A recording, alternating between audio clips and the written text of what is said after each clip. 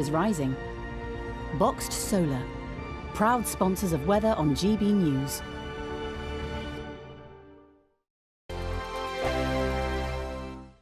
What you get for breakfast is something that, if we do our jobs right, you will wake up to news that you didn't know the night before. It's a conversation. It's not just me and Eamon. We want to get to know you, and we want you to get to know us. From 6, it's Breakfast with Eamon and Isabel. Monday to Thursdays on GB News, Britain's news channel. Westminster is going around in ever-decreasing circles, followed by the media. Britain is broken. How on earth did we get into this mess? But more importantly, how do we get out of it? Join me at 7 p.m, Monday to Thursdays on Farage, here on GB News. We will have open, rational debate. We've got to work out how Britain moves forward from this. Join us here on GB News, the People's Channel. Britain is watching. When the news happens, it happens here. And really important breaking news. Breaking news this morning. On TV, radio and online, the news starts here on Britain's Newsroom. All the biggest stories and the answers that you need from across the UK and beyond. Join Britain's Newsroom from 9:30 on GB News. The People's Channel, Britain's news channel. Join me, Patrick Christie's, Monday to Friday, 3 till 6. We tackle the day's news agenda like you've never seen before. It's high tempo, high octane, the most controversial topics and the best guests. You will not be able to take your eyes and ears off it. I'm not afraid to ask the questions that you really want answered. 3 till 6 p.m, Monday to Friday on GB News, the People's Channel, Britain's news channel. People in Britain, they love free speech, but they also love fair play. I don't care if I'm speaking somebody from a trade union, from the Labour Party, somebody from the SNP. And I think the viewers like to see that actually we can challenge one another, but in a positive way. We think we ask the questions that people want to ask, and often we ask the questions that we wanted to ask in Parliament but never got the chance to ask. So join us every Saturday, 10 a.m. till noon on GB News, Britain's news channel. It's all about family, being in people's living rooms, all the interaction and getting to know who our viewers and listeners are. When I was young, my dad used to say, no, stop arguing. I wanted an outlet that would enable me to give my opinion. People are going through a really hard time right now, and I know that you don't feel like you're being listened to by the establishment. I came to GB News because it's the People's Channel, and I want the audience to have their say on the events of the day. We're dynamic. We do something different. Democracy shows that the wisdom of the nation is in its people. I get to travel to find out what the story is from a personal perspective. The British people aren't fools. We know when we're not being told the full story. We've got to work out how Britain moves forward from this. It's the best country in the world. The establishment had their chance. Now we're here to represent your views. Britain's watching. Britain's watching. Britain's watching. We're proud to be GB News, the People's Channel, Britain's news channel.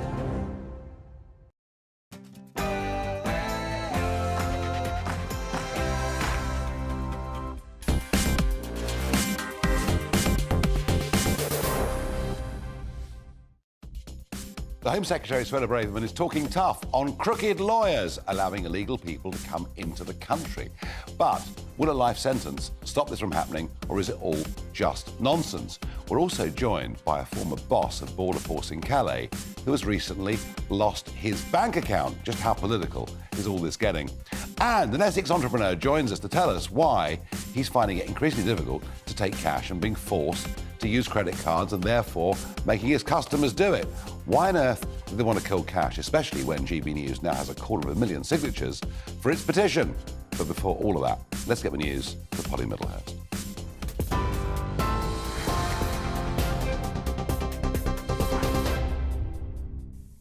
Nigel, thank you, and good evening to you. The top story from the GB Newsroom. The Home Secretary says lawyers who game the British asylum system by lying are a stain on the legal profession. Suella Braverman's comments come as she chaired a meeting of the government's new task force and regulators aimed at cracking down on rogue immigration lawyers.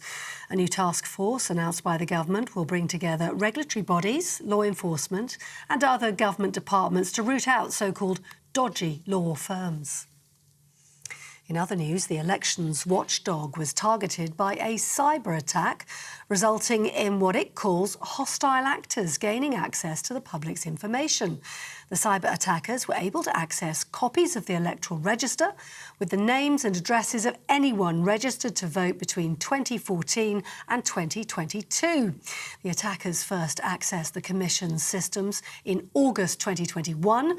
Chief Executive Sean McNally apologised to the public and said significant steps have since been taken to improve their IT systems.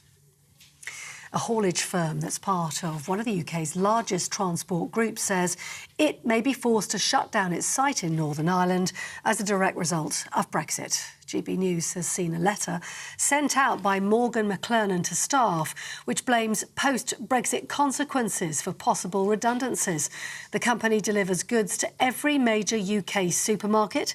The business community in Northern Ireland is still waiting for details about the Windsor framework, which was signed back in February. The jury in the murder trial of nurse Lucy Letby has been instructed to deliver majority verdicts.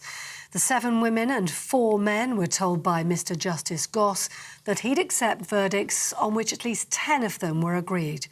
Letby's accused of murdering 7 babies and attempting to murder 10 others at the Countess of Chester Hospital's neonatal unit. A man who was stabbed in the arm near the British Museum in London this morning had just been waiting in the queue to get in. Police have arrested a male on suspicion of causing grievous bodily harm. The building was evacuated and the area was cordoned off while police attended the scene. It's not being treated as terror-related. And finally, the Mayor of the West Midlands has asked the local council to ensure a historic pub destroyed in a fire is rebuilt brick by brick. Andy Street has written to South Staffordshire Council over the Crooked House pub, which was destroyed by fire on Saturday evening.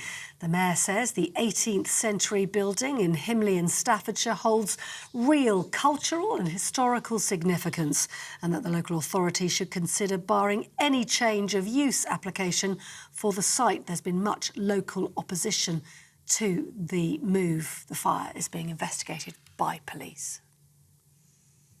You're with GB News across the UK, on your TV, in your car, on your digital radio and on your smart speaker by saying play GB News. Now, though, time for Farage.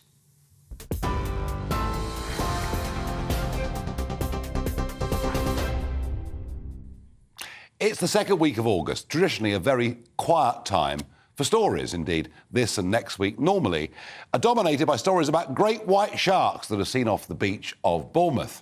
This year, the tabloids are doing their best to talk about sun loungers and the battle between the Germans and the Brits. But actually, the government have decided, no, they are going to flood the news agenda all week.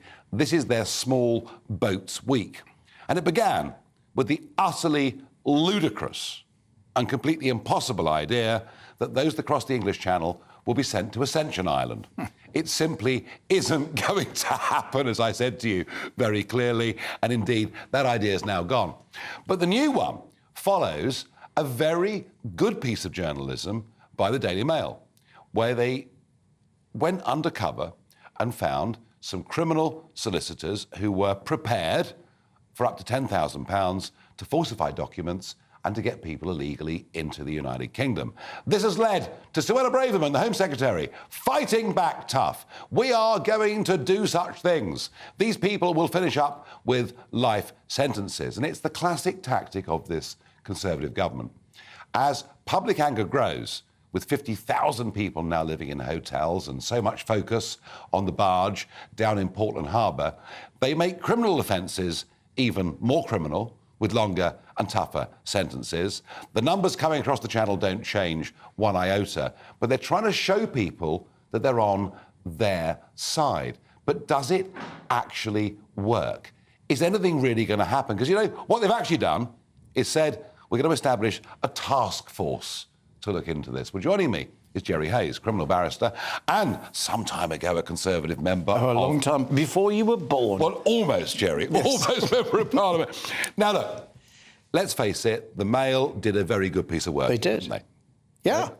And there are people out there who are registered as solicitors who are prepared to aid and abet law-breaking. Yes. They make defences up. They were offering tablets to people, antidepressants, to say, oh, you can do this, you can say this, when they knew these people were guilty of the offences. And it gives us all a bad name. The overwhelming majority of barristers and solicitors really work hard for their clients. But these people have trashed their clients. They've trashed their own profession. They've trashed the trust in the legal system, which is the cornerstone of our democracy. No, it matters. It matters. Of course it matters. Trust in the system. Of course it is. Trust in solicitors and barristers matters. So the question, and I had an immigration lawyer in last week. Yeah. And his argument was, and we'll get to the sentences, whether they work. Yeah.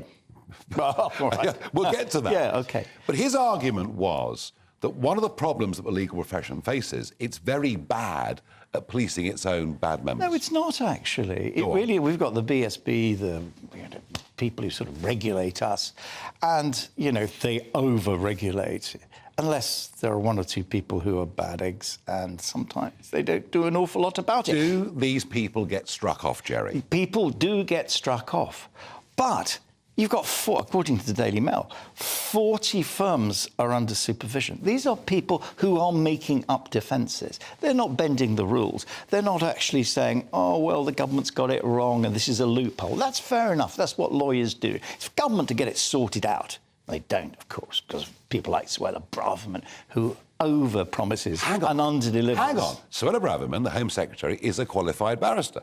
Yeah, but she wasn't very good. No, but hang on. But she's part of your profession. Yes. And she's calling for tough action. Well, look, the fact is, typically, she hasn't researched this. What I do, I say to my pupils, tit. Now, this is not what it sounds like. No good. Think it through. She hasn't thought it through. The only person she sent successfully to Rwanda was Boris Johnson, and he came back. Ascension Island is insane. It was another Boris Johnson. That idea was nuts, and that was never going to happen. But then she put it before the newspapers this week. But what she knows, I know, that was ridiculous. It was ridiculous. And I've made the point already. Yes. Second week of August. Yes. They want to dominate the headlines. Yes. They want to show a public who are very angry about what's happening, that they're doing something. But this situation, anyone that saw those videos, those undercover videos, and the Mail, full marks to them, good journalism.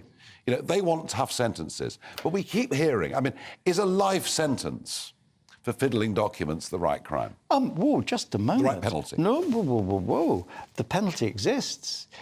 Common law offence of perversion of the course of public justice is common law. It has a life sentence. Already? So, of course it does. Of course, Braverman hasn't bothered to look at it.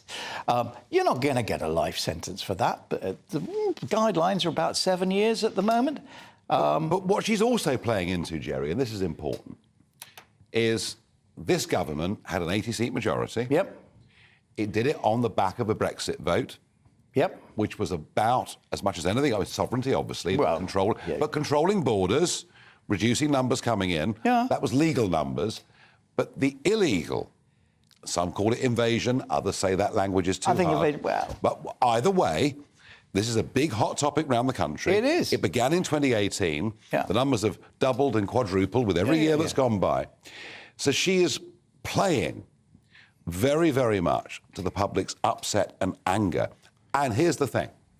From Boris onwards, it's the lefty lawyers, it's the judges that are stopping the government from doing that this. is just so wrong. But can you see that perception? No, I don't see that perception because I'm in this world. There are no lefty lawyers who are breaking the rules. There are dishonest lawyers who are breaking the rules, and they're the people we must crack down on. They're the people who must go to prison. They're the people who must be named and shamed. Your profession, will the CRA, one of your big bodies of your profession, will they strike these people off? Will they get sentences? Well, albeit maybe not. It's not. Whoa.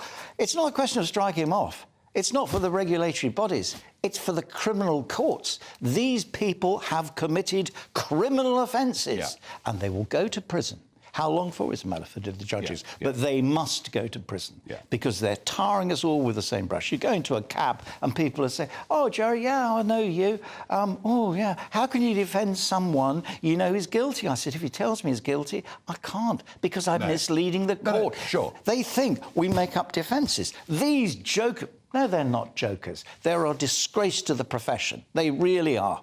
And they're undermining the profession and they're undermining democracy. They must be dealt with. Final thought on the bigger picture of all of this. No question that the cross-channel migrant criminal trade is a major electoral issue. Yeah. Labour don't appear to have any answers to this whatsoever. In fact, they're divided and all over the place on it. Yeah. So potentially for the Conservatives, even though they failed completely, if they can send the right mood music to the electorate, it may do them, you know, some real good in the Red Wall and places like that. And No, it won't. We're going to speak to Lee Anderson in a moment. Yeah. But all the while we have the ECHR, all the while we have the European Court of Human Rights, able to stop a plane. No. That was, hang on. There was a plane on the tarmac waiting to go to Rwanda that was stopped by a judge at 10 p.m. Strasbourg time. Yes. Isn't that a real obstacle to the government? Yes, and we've been fighting against that and we will succeed in that. Will we? Yes, we will. There's no doubt about that. EHCR is really, really, really important.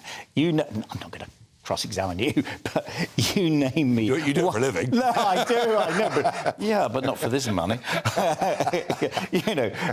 you know as well as I know that these guys do quite a good job. We've won most of the cases. I think it is totally mythical. I mean, you had someone like Dominic Raab say, get rid of it all, our problems will be solved. Not at all. We can actually stop all this. I think it's Article 35. I can't Why do we want a higher court in Strasbourg filled up with people, many of them not even been legally trained, with the ability I'm not sure. With the ability to, because they're jurists, not judges, with the ability to overrule British law. They're not overruling British law. They can. No, but they don't. That's the whole thing. There was a sort of about this.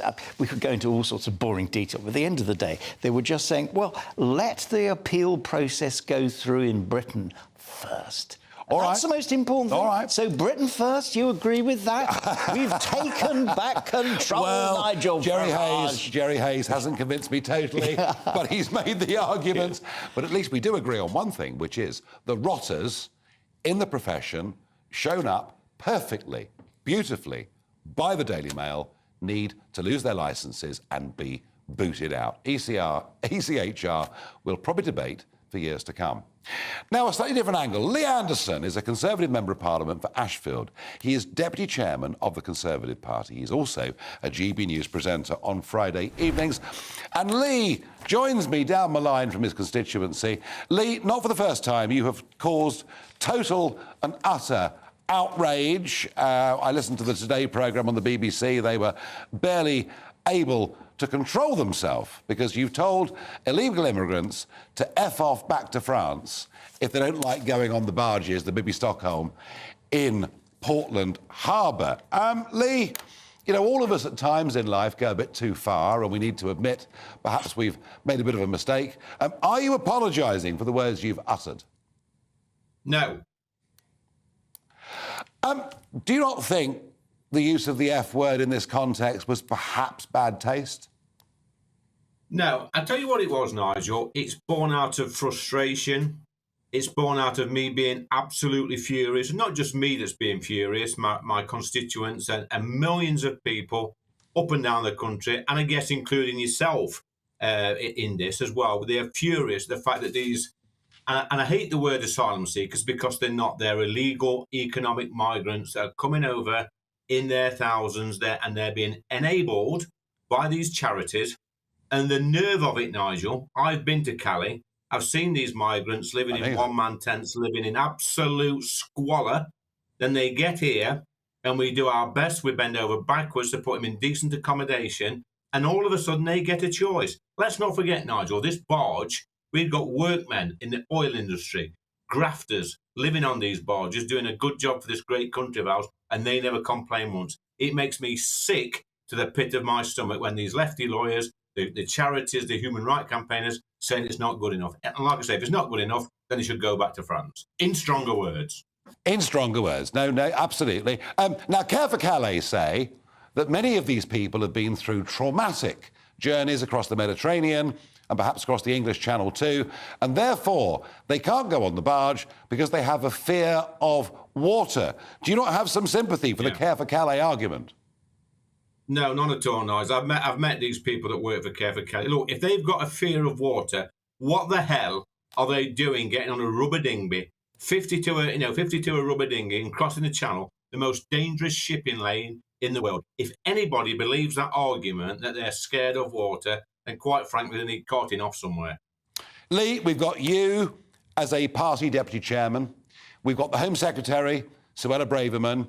We've got lots of tough talk. And yet, let's be frank, let's be honest, it's your government, which you've been there in the Commons since 2019. Yep. You have overseen this total failure. And you may use the F word. And Suella may talk about life sentences for dodgy solicitors. But isn't the truth of it, your party has completely and utterly failed everyone? Listen, Nigel, I'm not going to sit here and make excuses to anyone. This is out of control. We're in power at the moment. I'm as you say, the deputy chair of the Conservative Party. We're in government, and we have failed on this. There's no doubt about it. We said we're going to fix it. It is a failure. Look, we have got policies in place, and I know it's a bit hard for the British public at the moment to actually understand what we're trying to do with the Rwanda flights and the changing legislation, the illegal migration bill. And it seems very slow, it's cumbersome. We're up against it, Nigel, let's be honest. We've got the lefty lawyers, we've got the human rights campaigners, we've got the charities, everything's against us. But no, I'm not making excuses, it's slowing us down. If the whole of Parliament was behind us in this, I'm sure this would have got through by now. But look, I'm not going to sit here, Nigel, and make excuses. It makes me sick every time I see a boat come across the channel. It makes me furious when I see them put in hotels and on barges. And I've been contacted tonight by a soldier, an old soldier that served in Ireland in the 70s. And he told me that he was 19 years old in Northern Ireland and they were cramped in these barracks. They couldn't leave for 20 hours a day and they weren't sure whether or not they was going to come home alive. Now, if we can treat our own soldiers like that, then these migrants need to look up and think that this is a great country. I get the point. The Napier barracks in Folkestone in Kent were good enough for national servicemen, but not good enough for those that cross the channel. Lee, we get your frustration, and we thank you for not using all the language you used about this a couple of days ago. Thank you. Well, will Lee Anderson be able to keep his bank account for talking so frankly? Because in the moment, I'm going to be joined by Kevin Saunders, a man who held a really top job in the Border Force. And guess what? He's just been debanked. We'll find out why in just a moment. What you get for breakfast is something that, if we do our jobs right, you will wake up to news that you didn't know the night before. It's a conversation. It's not just me and Eamon. We want to get to know you, and we want you to get to know us. From 6 is Breakfast with Eamon and Isabel. Monday to Thursdays on GB News, Britain's news channel. Westminster is going around in ever-decreasing circles, followed by the media. Britain is broken. How on earth did we get into this mess? But more importantly, how do we get out of it? Join me at 7 p.m, Monday to Thursdays on Farage, here on GB News. We will have open, rational debate. We've got to work out how Britain moves forward from this. Join us here on GB News, the People's Channel. Britain is watching. When the news happens, it happens here. And really important breaking news. Breaking news this morning. On TV, radio and online, the news starts here on Britain's newsroom. All the biggest stories and the answers that you need from across the UK and beyond. Join Britain's newsroom from 9:30 on GB News. The People's Channel, Britain's news channel. Join me, Patrick Christie's, Monday to Friday, 3 till 6. We tackle the day's news agenda like you've never seen before. It's high tempo, high octane, the most controversial topics and the best guests. You will not be able to take your eyes and ears off it. I'm not afraid to ask the questions that you really want answered. 3 till 6 p.m, Monday to Friday on GB News, the People's Channel, Britain's news channel. People in Britain, they love free speech, but they also love fair play. I don't care if I'm speaking somebody from a trade union, from the Labour Party, somebody from the SNP. And I think the viewers like to see that actually we can challenge one another, but in a positive way. We think we ask the questions that people want to ask, and often we ask the questions that we wanted to ask in Parliament but never got the chance to ask. So join us every Saturday, 10 a.m. till noon on GB News, Britain's news channel.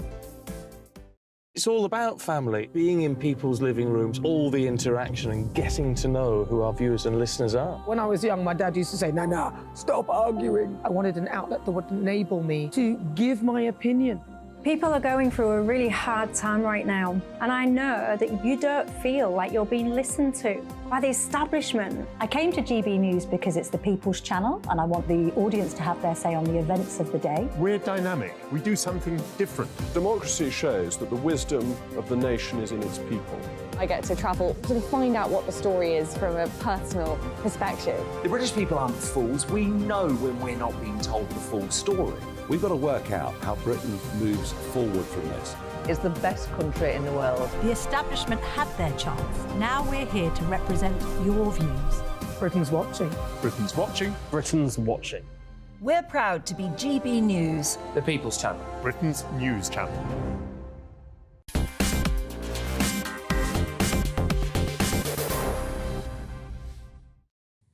A sharp-eyed viewer a couple of days ago showed me a Labour councillor, Imran Ali, from Newcastle, who was saying on TikTok, hey, if you're here illegally, come to me. I will make sure that we get you legalised and you can stay. And I put this out on, well, I call it Twitter. I think some call it X these days. And it went absolutely mad and led to, Keir Starmer being asked questions and doing his best to ignore them. Well, Ben Leo works here for Dan Wootton as a reporter and is very intrepid. And today he was up in Newcastle and tracked down the sitting Labour councillor. Have a look at this. Imran Ali. Hello, sorry to bother you. Ben from GB News. Yeah. I'm not interested. If I was, I would have returned your call. How much money have you made from fixing Home Office applications for illegal migrants? Can you tell us? You said, have no fear, Imran Ali is here. I'll help anyone who is illegal without a valid visa or anyone who's overstayed their visa using human rights loopholes. You charge £1,500 for business sponsor licences. Is that what's paid for your nice Mercedes with a private number plate? Is this Labour policy to do what you're doing? Have you got anything to say? Do you want the boats to stop? Well, Ben Leo doing a very, very good job there. You can see the full clip tonight with analysis on Dan Wootton here on GB News from 9 p.m. this evening. And funny, Keir Starmer seems to have gone very, very quiet. Now, I was debanked. Yes, some say it's not a very good word, but I'm trying to introduce it into the English language. I was debanked because of my political opinions. Apparently my views did not align with those of the bank. Well, Kevin Saunders, who has been a regular guest on GB News ever since our launch, is former Chief Immigration Officer for the Border Force in Calais. He's retired now. He is fully retired. And, I mean, let's be honest, Kevin, you're sort of 70-odd these days, aren't you? I am indeed, yes. And nothing to be ashamed of there. Now, what I found extraordinary was that for some reason, the bank have used, it seems, the same definition from NatWest to close your accounts as they used for me, namely a mortgage had come to an end. Kevin, how long have you been with NatWest? I've been with that particular group for a long time, a very long time. And they are quite correct. My mortgage has come to an end, but it came to an end over 10 years ago. Right. So the argument that they've closed your account because the mortgage is there, it ended 10 years ago. Yeah. I mean, I do wonder if perhaps they worked for the Home Office at one stage, because they've got big problems if they've got delays that are going on 10 years. Now you've held a professional senior civil service role in Border Force. Have you ever had any problems with going over your overdraft limit, with not being able to pay back the bank? Have you ever experienced problems with the bank? No, I haven't. No, I've had no problems at all. And I wonder if that is the problem. They're not making money out of me because my account is in credit and they pay me a small amount of interest every month because the account's in credit. So what happened, Kevin? I just got a letter totally out of the blue last Thursday saying, basically, we're closing your account. You've got 6 months to find another account. Okay. Thank you very much and goodbye. And have you put in, as I did with Coots, / NatWest, have you put in a subject access request to try and find a reason? No, I was absolutely gobsmacked when this came through last Thursday. It was the day before a long weekend holiday. Yep. I remembered that since it was a NatWest Group bank account, I remembered you. Yep. And I thought, well, hang on. The only difference is that now I do appear every now and again on GB News. Yep. I wonder if it's the same thing. I wonder if the bank don't like me very much. Do you think so? You suspect any other reason? You suspect that you've been cancelled, or you may have been cancelled for political reasons, for daring to speak out about the cross-channel illegal migrant trade. Well, that is the only assumption that I can make, because the story about the mortgage being repaid just doesn't hold water, in my opinion. Yeah. So it's got to be something else. OK, Kevin, are you going to put in a subject access request? I am now, yes. Good. And join me, please, on accountclose.org, where we're all getting together to try and form a strong collective to stop this thing from happening. Put in your subject access request to NatWest. They legally are supposed to answer you within 30 days, although my recent one to NatWest, they've told the answer will be delayed until October. I think we've caught them out. I think they're in some trouble with this, so please pursue. And on a personal level, how does it feel to get that letter? Oh, I was shocked. I'm not a huge media star like yourself. You know, I don't bank at Coots. I haven't got lots of money stuck in the bank. Why pick on me? I'm the small man. Well, Kevin, I tell you what, that is a question that is being asked by so many people. We don't know the truth. There is an FOI from the Mail on Sunday suggesting up to 1 million accounts may have been closed in the last 4 years. Whether that's true or not, I don't know. There are loads of people in your position. Have you been out yet to try and seek a new account?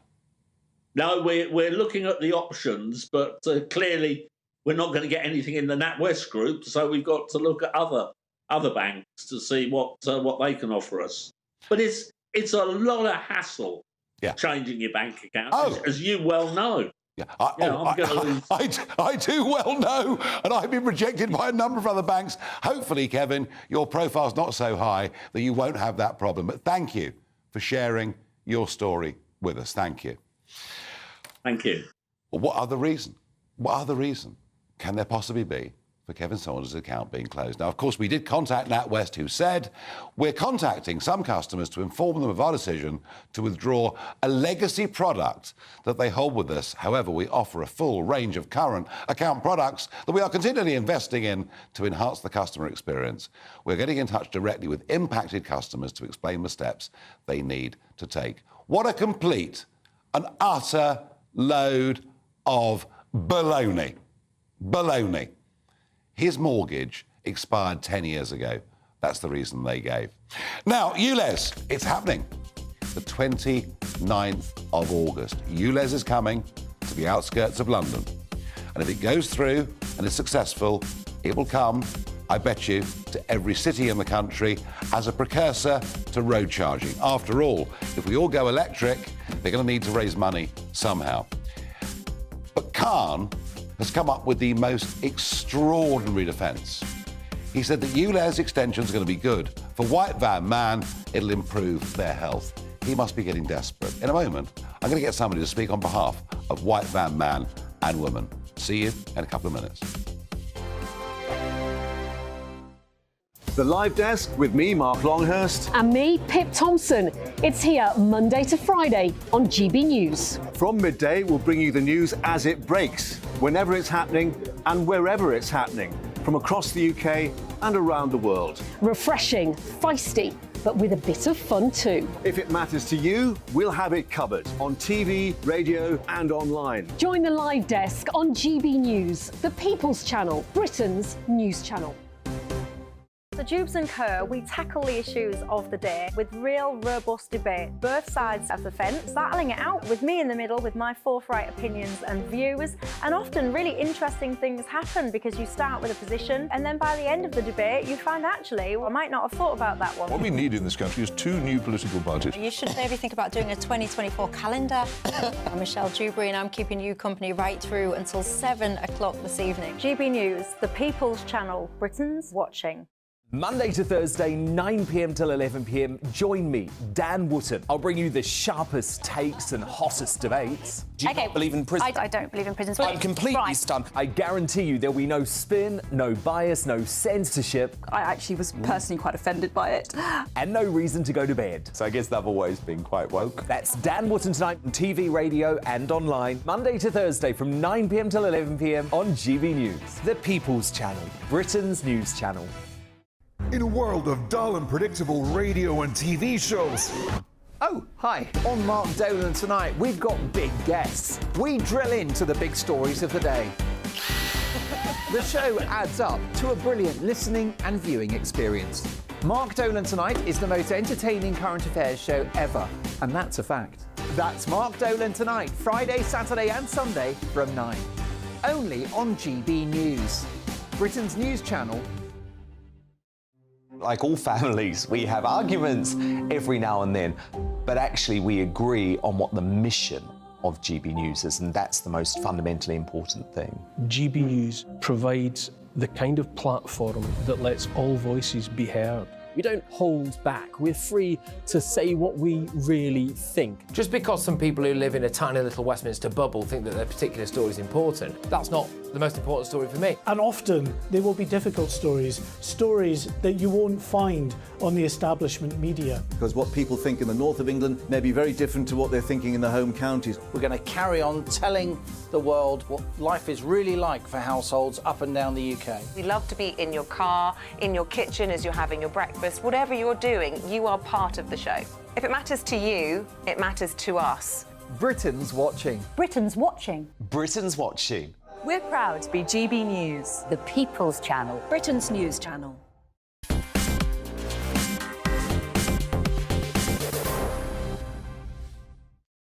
The ULEZ extension, it's all because of clean air. That, of course, is what we're being told by Sadiq Khan. It could save up to 4,000 lives a year. He's also told us. But actually, you go right out to the edges of Greater London and you find there is no air quality problem whatsoever. And, of course, opposition's been mounting. Hey, who could believe that the Conservatives held onto the Uxbridge seat, again, right on the boundary? Who could believe the Tories held onto that? And I think ULEZ was seen to have played the absolutely crucial part. Where I live, on the North Downs of Kent, right on the boundaries, I have never seen local anger over an issue as great as this. But it's OK, Khan tells us. Only 1 car in 10 will have to pay the £12.50 daily charge. Well, yes, if we go to Kensington and Chelsea and Islington and Hampstead, well, everyone there drives a brand new car that would be compliant because they've got lots and lots of money. Go out to the edges, it could be as many as 3 or 4 in 10 out of cars. Oh, and by the way, all the old horse boxes will also simply not qualify. They're the arguments of logic, but fighting back yesterday, Khan said that white van drivers should be pleased because the improved air quality will mean it's better for their health and they'll take fewer days off work. It is some of the most condescending rubbish I think I've ever heard in my life. Well, Clive Dickin is Chief Executive Officer of the National Access and Scaffolding Confederation. So, Clive, with building sites, with employees, with contractors, and, you know, whether it's Hertfordshire or Surrey or people are crossing this border the whole time, aren't they? They are, Nigel. I mean, if you consider every journey that people take, you see white vans, you see tradespeople getting to and from places of work. So, absolutely, it's going to have an impact, not only for the contracting businesses, but also for their employees. Because a lot of the vans that drive around, you know, they're getting on a bit in time, aren't they? In years. Absolutely. And bearing in mind, this was announced only 3 years ago, this extension. 3 years in a life cycle of vehicles isn't that much in a cost of living crisis. That is creating a challenge. Both inflation for the businesses that have got to actually then go out and buy new vehicles that meet the regulations, bringing their life forward, or, of course, those poor employees, those craft people that are actually working there, tradespeople that are actually getting onto sites. What are they going to do? They've got to actually buy a vehicle as well. But it's going to improve their health. So the mayor's told us. And so what are you moaning about, Clive? Well, you should be happy. Health is important. Absolutely. I'm not decrying that we should be focusing on clean air and environmental improvements. But equally, 3 years is not sufficient. And NASC, we're actually saying, look, an extension should be considered. OK, so you think this should be delayed. Now, he has talked about a scrappage scheme. Yes. Which he's ramped up over the course of... But is that... I mean, if you get a couple of grand to scrap a car or a van and a new one's 8-9 grand, you're not that much better off, really, are you? It comes down to the economics. For a sole trader, smaller business, there are situations where it has worked. But, of course, that's about a business that potentially has allowed for this, has got a vehicle that was coming to end of life, and it works. Actually, if you've got a vehicle that isn't, or perhaps just post-COVID, the business isn't quite where you want it, that's a challenge. Even people, they are again being affected by this. And again, we've got to look at a short extension to get this so that the actual businesses and the individuals can actually get an adaptation. You know, we were up in Luton, so quite a long way from central London, a couple of months ago, Farage at large with an audience, and I was amazed in Luton how the ULEZ extension had become a real issue because the number of people that drive down the M1, absolutely, you know, self-employed people, contractors, whatever they may be. How long should this delay be, in your opinion? We certainly think a year. Again, you know, when we start looking at the way the businesses are adapting, some have adapted very well and are making those and have that capability, but some equally have to make financial arrangements. That's inflationary. That's taking money away from other parts of the business that they may want to expand. Yeah. These are challenges that affect businesses in different ways. An extension will allow a little bit more of a buffer, and certainly a year would be a very pragmatic and sensible route. Completely, but OK, you know, an extension. Yeah. I mean, whether it's going to happen, you know, the court case the 5 councils took, you know, didn't succeed. Clearly, Keir Starmer's getting nervous because there are half a dozen Labour seats right on the edge and other seats they might like to win. We'll see. Another point, if I may, Clive. You know, I've been talking about banking quite a bit over the course of the last month, and the Don't Kill Cash campaign. I presume in your industry there's still a fair bit of cash knocking around. There's always a client that will always look for a better deal and want to pay via cash. Yeah. We take a pragmatic. NASC's members are audited independently. We look for quality businesses that are providing quality service to the customer. And that means running businesses professionally and correctly. Cash, OK, it's a form of payment, but as long as all of the systems are actually being adhered to properly and correctly, and that business is investing in their personnel, making sure they're healthy. We were talking about ULEZ earlier. It's about that health. Good old the mayor's on your side. Oh, well, but it is about making sure that the people that are running these businesses, their staff, their teams, are in a very healthy position. Cash, OK, it's a form of payment, but it should be profitable, it should be within the confines of working ethically and correctly. Do you find with your businesses in your confederation that the banks are generally helpful or not? There's a range of different stories we hear, and customer service challenges are always there. Branches closing. Branches closing. We also see, certainly, the bureaucracy now.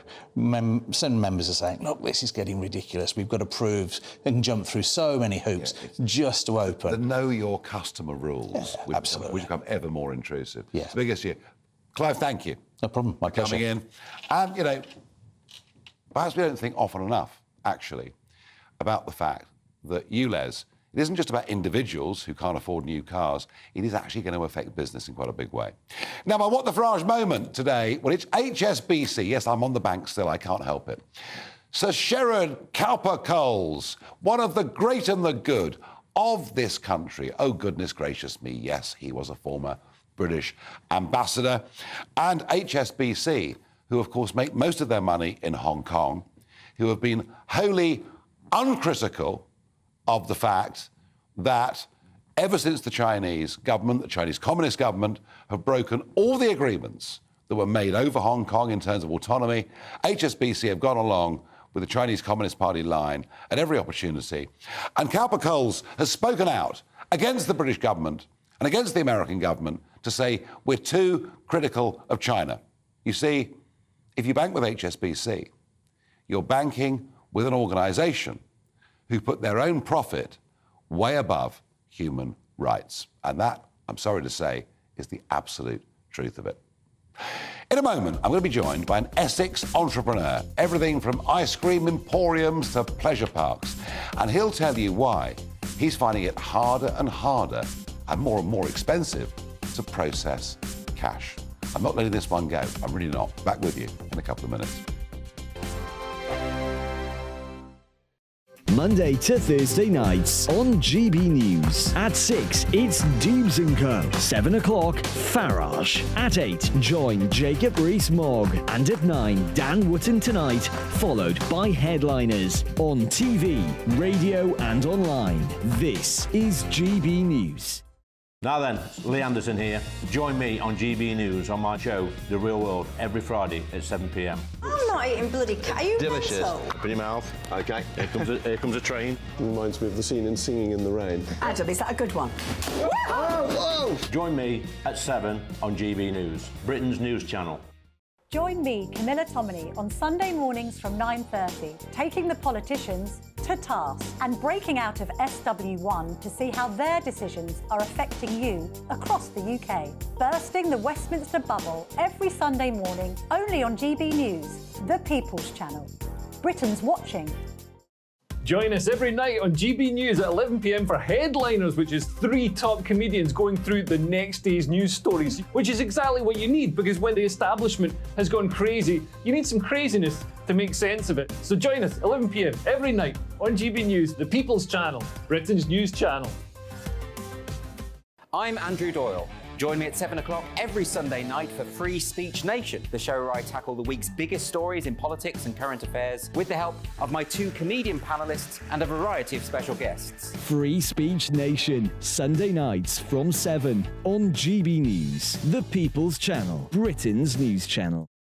Every Sunday from 11, join Michael Portillo. There will be topical discussion, looking at the week before and the week to come. So kick back and relax at 11 a.m. on Sundays on GB News with me, Michael Portillo. GB News, the People's Channel, Britain's news channel. I joined GB News because I was sick and tired of not hearing my views being represented, not just mine, but so many people that I knew and spoke to. I just couldn't get my voice out there. I couldn't say anything. I couldn't do anything. Whatever the narrative was, I kind of had to follow it. GB News is there to provide a voice for those who have been ignored by the establishment media. We think different things, we've got a different style. GB News is here to be optimistic and positive about the future. It's real kind of dynamic and flowing, with the audience very much at the heart of it, like a big family. Here at GB News, we talk about the things that matter to you. Hearing the voices from right across our towns and cities, especially our towns. All sides of the argument represented with a heavy dose of opinion. We're on a mission here to make a difference. And the GB News family really is here for you, and whatever time of day you can watch or listen. Britain's watching. Britain's watching. We're proud to be GB News, the People's Channel, Britain's news channel.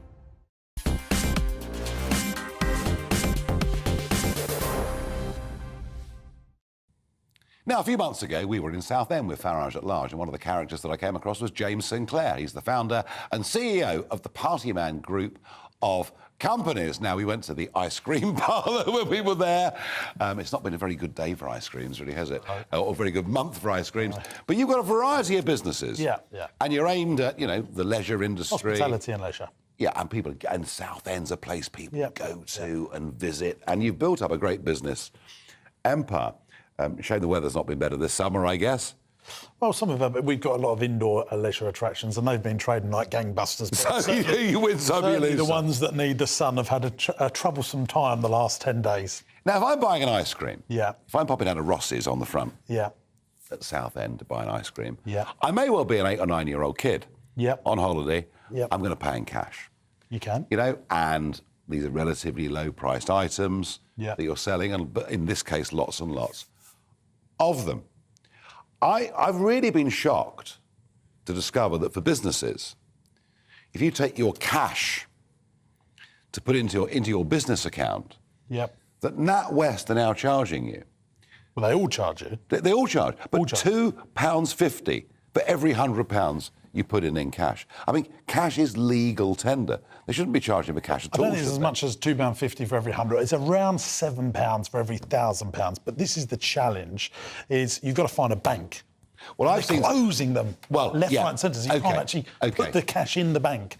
And then the option is to use the post office, so you can trundle up to the post office. Then you've got to put a member of staff to be in that queue for ages. So you're paying that member of staff to pay the cash in, and then there's a lag of getting that cash into your bank account.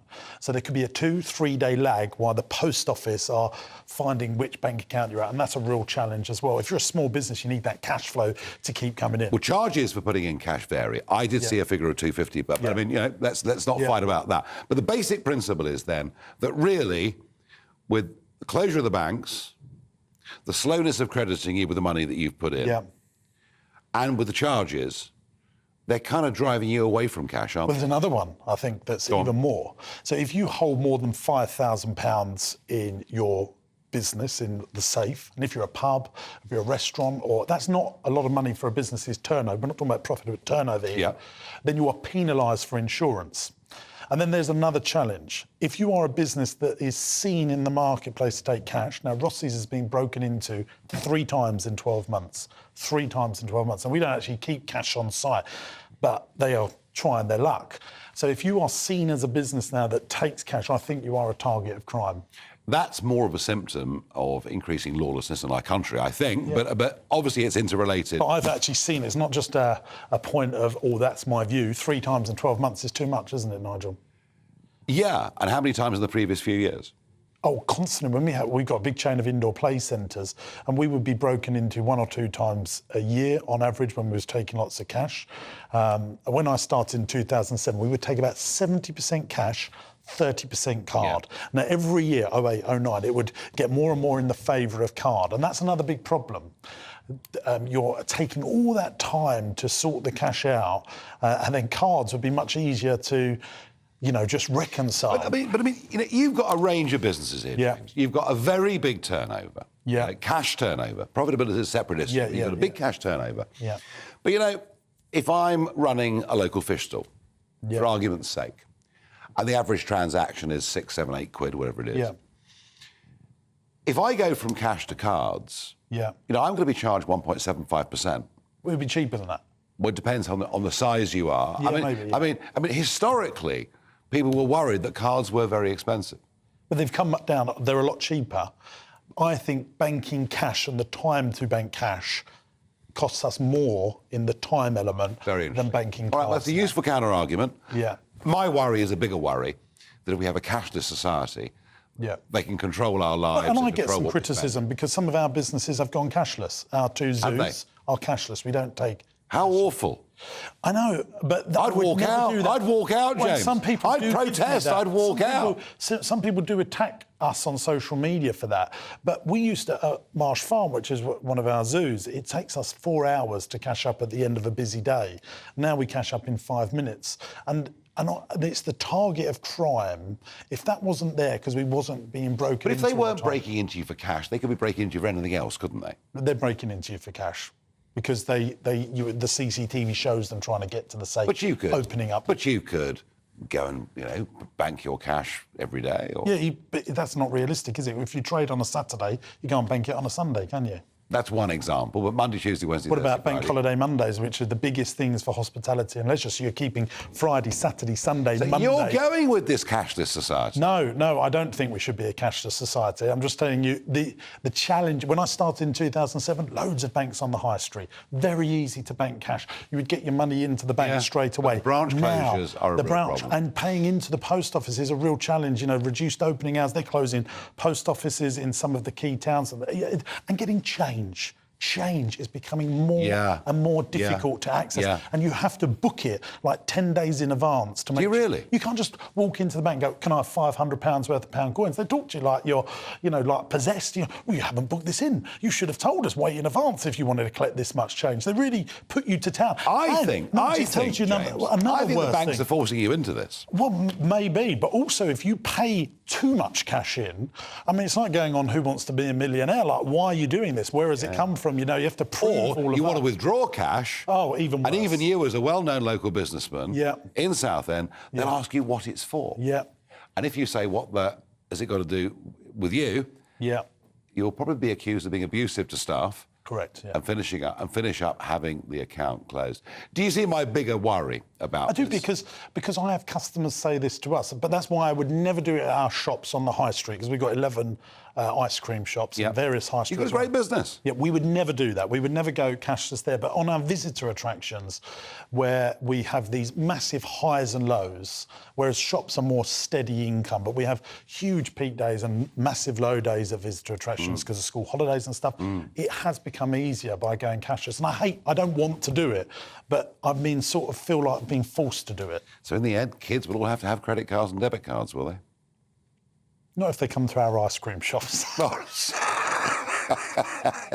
You can get an ice cream from James, but not much else. Thank you for coming on and putting the counter on. Well, I'm just, you know, it is a problem and people want to pay cash, but it is becoming more and more difficult for businesses to bank cash. James, I was keen to get the practicalities of this, and you're on the sharp end of this, and I'm very, thank you for joining me. I'm very worried about a cashless society. I'm very worried about how the big banks and big government can abuse that power to control our spending, and they're already doing it. You know, with certain banks in this country, you want to invest money through Coinbase, an FCA-registered business, a crypto exchange, the banks may well close your account. It's that level of control, the potential for cancellation, that really, really scares me.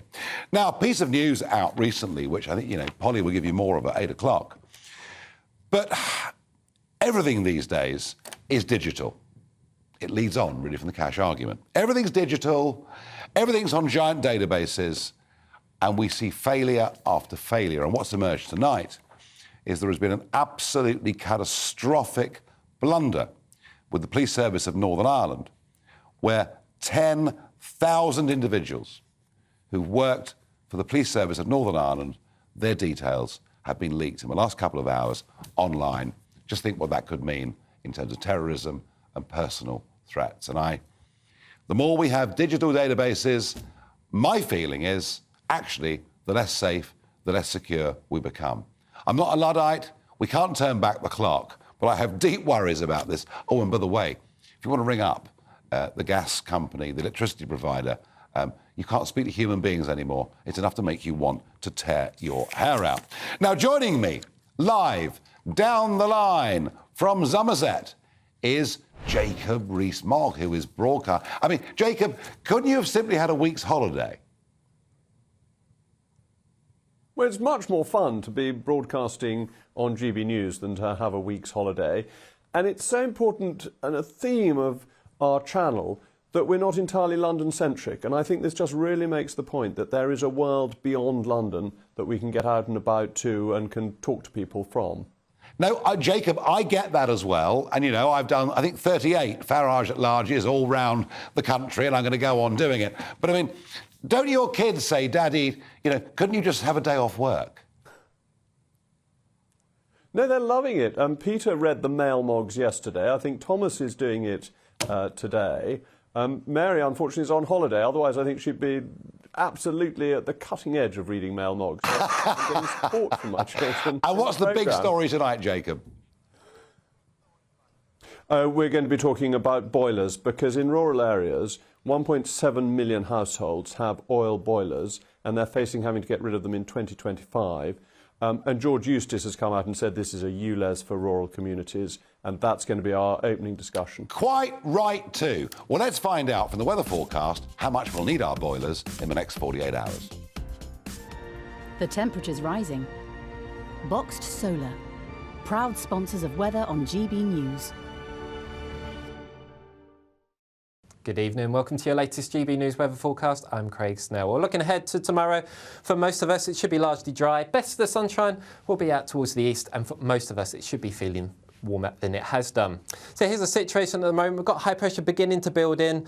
Today's rain and cloud, all responsible from this area. Low pressure will gradually move away as we go into the nighttime period. So for a lot of us, we should start Wednesday off on a fairly clear note. Still quite windy across the very far north of Shetland. and out towards the west we're starting to just see the next spell of cloud and rain move in. But for most it should be a fairly mild start to Wednesday, with most of us staying in double figures.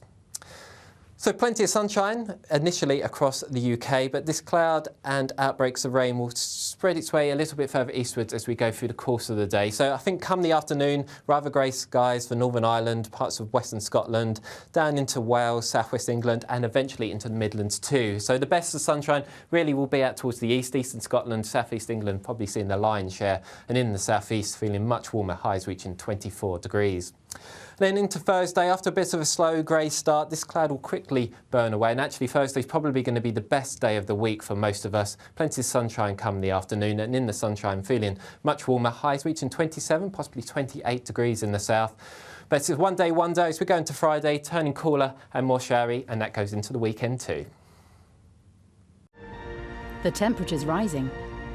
Boxed Solar, proud sponsors of weather on GB News. What you get for breakfast is something that, if we do our jobs right, you will wake up to news that you didn't know the night before. It's a conversation. It's not just me and Eamon. We want to get to know you, and we want you to get to know us. From 6, it's Breakfast with Eamon and Isabel. Monday to Thursdays on GB News, Britain's news channel. Westminster is going around in ever-decreasing circles, followed by the media. Britain is broken. How on earth did we get into this mess? But more importantly, how do we get out of it? Join me at 7 p.m, Mondays to Thursdays on Farage, here on GB News.